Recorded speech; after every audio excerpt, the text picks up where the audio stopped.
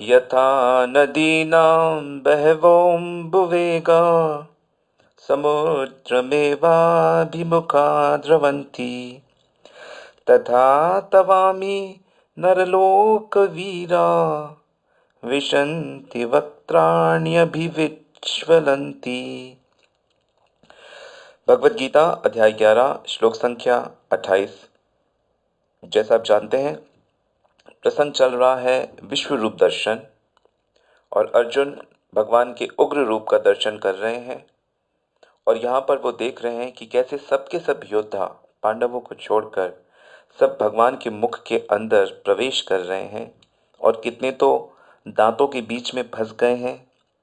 खून की नदियां बह रही हैं, और एक भयानक दृश्य इस प्रकार अर्जुन की आंखों के सामने बह रहा है, और जिसे देखकर अर्जुन विचलित है। उसने इससे पहले ऐसा कोई रूप नहीं देखा। साक्षात मृत्यु के दर्शन अर्जुन यहाँ कर रहे हैं। इस श्लोक का अर्थ है, जिस प्रकार नदियों की अनेक तरंगे समुद्र में प्रवेश करती हैं, उसी प्रकार ये समस्त महान योद्धा भी आपके प्रज्वलित मुखों में प्रवेश कर रहे हैं। भगवान के मुख में भयंकर आग, भयंकर तेज अर्जुन को दिख रहा है। तो बहुत ही डरावना सीन है, और ये सीन है मृत्यु का। मृत्यु से सभी डरते हैं। अगर अपनी मृत्यु से नहीं भी डरते तो अपनों की मृत्यु से तो सब डरते ही हैं। अंग्रेजी में कहावत भी है कि we understand death for the first time when he puts his hand upon one whom we love. कि हमें मृत्यु के बारे में पहली बार तब पता चलता है जब मृत्यु किसी ऐसे पे हाथ डालती है जिससे हम प्रेम करते हैं। तब हमें पता लगता है कि मृत्यु कितनी खतरनाक है, डेंजरस है।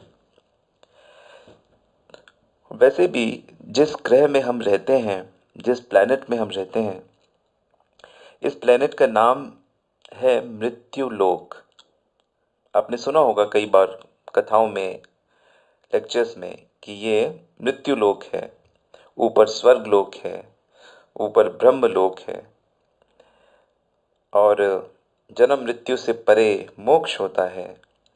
जन्म मृत्यु से परे वैकुंठ लोक होता है, जहाँ पे मृत्यु की दाल नहीं गलती, जहाँ पे मृत्यु नहीं है। और देखा भी जाता है कि शास्त्रों में बड़े बड़े असुर ऐसे हुए हैं जिन्होंने मृत्यु को जीतने की कोशिश की है। बहुत मेहनत करके ब्रह्मा जी की तपस्या की, और उनसे ऐसे ऐसे वरदान मांगे कि उन्हें मृत्यु ना हो। पर हर बार ब्रह्मा जी सबको यही कहते हैं कि देखो, मेरी भी मृत्यु है, तो मैं तुम्हें कैसे अमरत्व का वरदान दे दूं। मतलब मैं नहीं दे सकता, पर और कुछ मांगना है तो मांग लो।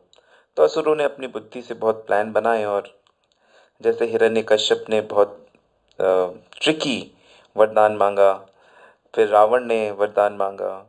इस प्रकार बहुत से राक्षस हुए हैं, असुर हुए हैं, लेकिन सबके सब मृत्यु के आगे घुटने टेक देते हैं, और उनको भी शरीर छोड़ना पड़ता है।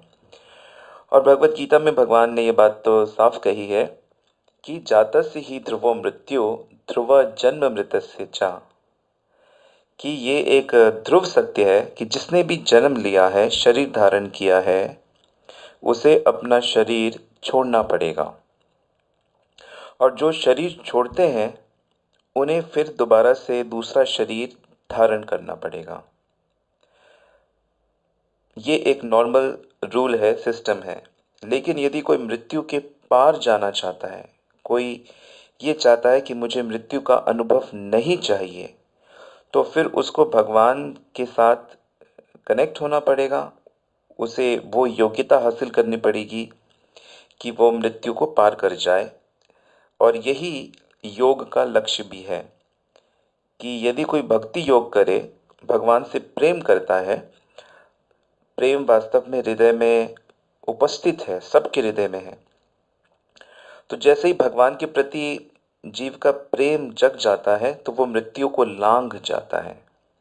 मृत्यु का भय अब उसे भयभीत नहीं कर सकता, क्योंकि उसका कनेक्शन कृष्ण के साथ, भगवान के साथ हो चुका है, ऐसा हमारे स्क्रिप्चर्स कहते हैं। इसलिए आवश्यक है कि हम लोग, जो लोग मृत्यु को नहीं चाहते हैं, उन्हें भगवान के साथ संपर्क करना चाहिए। चलो, अगर आप ये ऐसा कहते हैं कि नहीं, मृत्यु तो जगत का रूल है, आती है आने दो, और जन्म मृत्यु के भंवर में ही जीना है, तो भी भगवान से संपर्क करना आवश्यक है, क्योंकि इस जन्म मृत्यु के संसार में भी तो हम आनंद ढूंढ रहे हैं। और यहाँ पे आहार निद्रा भय मैथुन का आनंद है, सो कॉल्ड, और संसार में कुछ चीज़ें बनाने का आनंद है, जीतने का आनंद है, कुछ अलग अलग अनुभव से हम आनंद प्राप्त करने की कोशिश करते हैं, परंतु उससे भी किसे कब सुकून मिला है? किसी को भी सुकून नहीं मिला है। बीमारियां, परेशानियां, लड़ाई झगड़े, वातावरण की बिगड़ती हालत से सब परेशान हैं। तो आनंद तो सबको चाहिए। इसलिए भी यदि आनंद चाहिए तो भगवान के साथ कनेक्शन आवश्यक है, भगवान की सेवा आवश्यक है, स्पिरिचुअल या कृष्णा कॉन्शियसनेस आवश्यक है। तो अगर भगवत गीता से ज्ञान लिया जाए, और लेना चाहिए, क्योंकि उसमें जो ज्ञान है उसमें कोई डिफेक्ट्स नहीं है, और मृत्यु का सल्यूशन भगवत गीता में दिया गया है।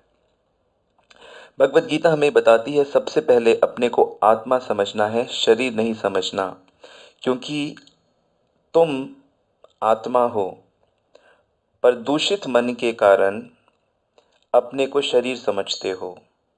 इसलिए सबसे पहले अपने को आत्मा के स्तर पर लेकर आओ, और अपने आप को आत्मा के स्तर पर लेकर आना ही आत्म साक्षात्कार कहलाता है। क्योंकि आत्मा की कभी मृत्यु नहीं होती, आत्मा हमेशा रहती है। जो ये सोचता है कि उसने मार दिया आत्मा को, या जो ये सोचता है कि मैं मर जाऊंगा, ये दोनों ही अज्ञान में है। तो इस आत्म धरातल पे कैसे आया जाता है? वैसे ही आया जाता है, भक्ति योग का पालन करने से, भगवान की कृपा से मन शुद्ध होते होते इस लेवल पे आ जाता है कि आप आत्मा के स्तर पे आ जाते हैं। बहुत से ऐसे उदाहरण शास्त्रों में हैं, जैसे कि परीक्षित, जो पांडवों के वंशज हुए हैं। तो परीक्षित को श्रृंगी मुनि ने श्राप दिया कि 7 दिन के बाद उनको तक्षक नाग डसेगा और उससे उनकी मृत्यु हो जाएगी। परीक्षित को स्पिरिचुअल ट्रेनिंग थी बचपन से, वो भगवान के भक्त थे, तो उन्होंने अपना सब कुछ अपने पुत्रों को देकर वो गंगा के तट पे बैठ गए और विचार करने लगे कि अब मुझे क्या करना चाहिए। चारों तरफ से बहुत से साधु संत वहाँ पे इकट्ठे हो गए, कई अलग अलग ग्रहों से भी साधु वहाँ पे आए, और तब एक महान ऋषि आए जिनका नाम था सुखदेव, सुखदेव गोस्वामी। ये पुत्र थे व्यासदेव के, और जन्म से ही ये जीवन मुक्त थे, ये माया के परे थे, इन्हें आत्म साक्षात्कार था, और भगवान के परम भक्त। तब उन्होंने ये क्वेश्चन पूछा परीक्षित जी ने, as a king of the this world, कि जिस व्यक्ति की 7 दिन के अंदर मृत्यु होने वाली है, उसे क्या करना चाहिए। कई लोग कहते हैं कि सबकी मृत्यु 7 दिन के अंदर होगी, Sunday, Monday, Tuesday, Wednesday, Thursday, Friday, Saturday, तो ये 7 दिन ही है सबके पास। तो जिसकी मृत्यु 7 दिन के अंदर होने वाली है, उसे क्या करना चाहिए। तब परीक्षित कहते हैं, तस्मात् एकेन मनसा, कि एक मन से भगवान के बारे में श्रोतव्य, कीर्तितव्यश्च स्मृतव्योश्च, कि भगवान के बारे में सुनना चाहिए, भगवान का नाम कीर्तन, गुण कीर्तन, लीला कीर्तन करना चाहिए, और भगवान की याद करनी चाहिए। भगवान के बारे में सुनने से, बोलने से ऑटोमेटिकली भगवान की याद बनी रहती है। तो जिसकी मृत्यु होने वाली है, उसे भगवान के बारे में बोलना चाहिए, सुनना चाहिए, और उनका उनका ध्यान करना चाहिए, उन्हें याद करना चाहिए। ये सल्यूशन सुखदेव गोस्वामी जी ने परीक्षित महाराज को दिया और उनके सुंदर उत्तर पे फिर उन्होंने ही उनको 7 डेज तक लगातार भगवान के बारे में कीर्तन किया। भगवान के बारे में उन्होंने सुना, उन्होंने बोला और सभी ऋषियों ने भी 7 डेज तक लगातार भगवान की कथा सुनी और यही कथा आगे चल के भागवत के नाम से विख्यात हुई, फेमस हुई और इसका लाभ हम सबको आज मिल रहा है। तो आप लोग भी चाहें तो भागवत का एक अध्याय प्रतिदिन पढ़ सकते हैं और इस तरह हर साल आप भागवत को एक बार अच्छे से पढ़ेंगे। इससे आपको सभी वैदिक ज्ञान की समझ हो जाएगी, आपकी लाइफ परफेक्ट बन जाएगी। श्री चैतन्य महाप्रभु जिन्होंने यह हरे कृष्ण आंदोलन शुरू किया 500 साल पहले, उनका भी नित्य नियम था भागवत सुनने का, पढ़ने का। और उन्होंने कहा कि जो भागवत में बताया गया है हम उसी को मानते हैं, हम उसी के अनुसार अपने जीवन को जीते हैं। और वर्ल्ड में जितनी भी स्पिरिचुअलिटी है उसमें ये जो महाप्रभु के द्वारा शुरू किया गया जो वैष्णविज्म है, जो लाखों सालों से चला आ रहा है पीछे से, ये वैष्णविज्म बहुत ही शुद्ध, प्योर और हृदय को, आत्मा को आनंद देने वाला है। ये आत्मा सुप्रसिद्ध थी।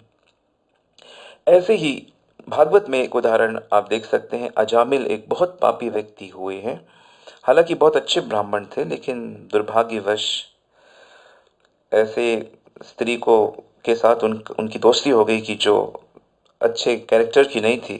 तो उसके साथ रह के वो बहुत दूषित हो गए, बहुत गलत काम करने लगे, पैसे के लिए कोई भी पाप कर देते थे। लेकिन अंत समय में मरने से पहले उन्होंने भगवान नारायण को याद किया, अपने पुत्र को बुलाया जिसका नाम नारायण था, और नारायण कहते ही भगवान के दूत आ गए और उनको यमदूतों से बचा लिया, नरक में जाने से बचा लिया। तो डिस्कशन बहुत है, पर सार यही है कि क्योंकि भगवान का नाम लिया, अनजाने में लिया, भगवान को इंगित करके, डायरेक्टली नहीं लिया, इनडायरेक्टली लिया, लेकिन इसलिए भी आपका कल्याण होना ही है। तो इस तरह उन्होंने मृत्यु को जीता, मृत्यु से बचे। हालांकि संसार में मृत्यु से कोई बच नहीं सकता है। भगवान बुद्ध ने भी कई अच्छे से समझाया है। एक बार एक बूढ़ी औरत आई, कही थी मेरा एक पुत्र था जो मेरा सब कुछ था, उसकी मृत्यु हो गई, अब मैं, आप महान है, आप उसे जीवित कर दें। तो बुद्ध ने कहा मैं कर दूंगा, तुम नमक लेके आओ थोड़ा सा, ऐसे घर से जहाँ पे कोई मरा ना हो। वो सुबह से शाम तक कई गांवों में घूमती रही, लेकिन उसको ऐसा कोई भी घर नहीं मिला। कहने का अर्थ है कि जिसने शरीर धारण किया है, तो उस शरीर धरातल पे हम मृत्यु को नहीं जीत सकते, हम नहीं जीत सकते मृत्यु को। इसलिए हमें जीवन को इस प्रकार से जीना है कि हमें मृत्यु से भय ना लगे और हम बड़े आनंद से मृत्यु को स्वीकार करें। जब भगवान ने ये नियम बनाया है कि जन्म होता है और मृत्यु होती है, तो मृत्यु भी भगवान के द्वारा बनाया गया एक सिस्टम है। और मृत्यु के जो देवता हैं यमराज, वो खुद भगवान के बहुत बड़े भक्त हैं, ऐसा हमें भागवत से पता लगता है। यमराज जी कहते हैं जो प्रभु की भक्ति करते हैं, भगवान का नाम लेते हैं, जिनके गले में कंठी है, जिनके माथे में भगवान का चिन्ह है, तिलक है, जो सदैव भगवान के स्मरण में रहते हैं, ऐसे लोगों को मेरे पास मत लाओ। वो सब विष्णुदूत देखते हैं, भगवान का एरिया है वो सब।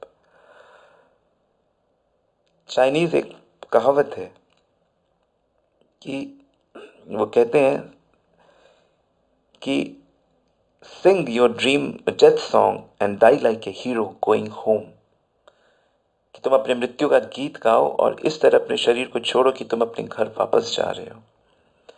और यही वैदिक शास्त्र में भी बताया गया है कि ये जो स्थान है, ये हमारा स्थान नहीं है, ये आत्मा का स्थान नहीं है, ये पंचभूत की जगह है।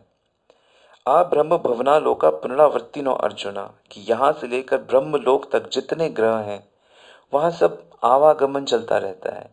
ये अग्नि, वायु, आकाश, मिट्टी, ये सब जगह है, ये जड़ पदार्थ की जगह है। चेतन पदार्थ की जगह स्पिरिचुअल वर्ल्ड है। किसी कारण से हम लोग, भोग की वृत्ति के कारण हम लोग इस जड़ जगत में फंस गए हैं। तो यहाँ से भक्ति करें, आनंद से भक्ति करें, यहाँ के सुख दुख को ट्रांसग्रेस करें, इसके बियॉन्ड अपनी बुद्धि को, मन को लेके जाएं और यहाँ की चीज़ों में फंसे ना और स्पिरिचुअल वर्ल्ड अपने घर वापस जाएं और सदा के लिए वहाँ भगवान के साथ, राधा के साथ, कृष्ण के साथ, वहाँ पे विष्णु के साथ रहें। ये लाइफ की परफेक्शन है। इसलिए आप सब लोग जो भगवत गीता सुन रहे हैं, ये पहली बार सुन रहे हैं या आगे सुनेंगे, आप डेली भगवान की इन टॉक्स को सुने और आप डेली भगवान का नाम जप करें, भगवान के धामों में जाएं और सबकी सेवा करें, क्योंकि सबके अंदर भगवान है और जो कुछ होता है आपके साथ वो कर्मों का फल है। घबराइए मत, वो निकल जाएगा। आप अपने मन को भगवान में लगा के रखें, हर चीज़ बहुत शुभ, बहुत मंगलमय अवश्य होगी। शुभकामनाओं के साथ आज यहीं रुकते हैं। हरे कृष्ण।